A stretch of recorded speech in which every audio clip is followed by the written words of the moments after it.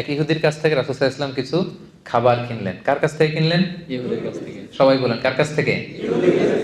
ইহুদির কাছ থেকে তিনি কিছু বার্লি কিনলেন। তো বার্লির টাকা পরিশোধ করার মতো টাকা ওনার কাছে ছিল না, পয়সা ছিল না। তো পয়সা ছাড়া সে কি বার্লি দিবে? এ তো দিবে না। তো রাসূল সাল্লাল্লাহু আলাইহি ওয়াসাল্লাম যেটা করলেন, উনি ওনার যুদ্ধের পোশাকটা বন্ধক রাখলেন। আর্মার মানে যুদ্ধস্ত্রাণ, যেটা যুদ্ধের একটা পোশাক আছে, লোহার শিকল দিয়ে ছোট ছোট বুনন দিয়ে এটাকে তৈরি করা হয়।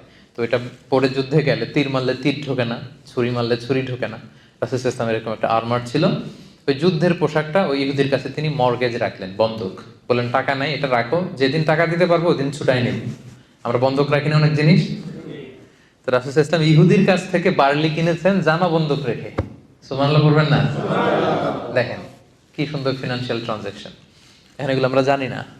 তো মাল্টি রিলিজিয়াস সোসাইটি ছিল, তো আশেপাশে ইহুদিরা, এরা ছিল ব্যবসায়ী, তো ব্যবসা করতে হবে না?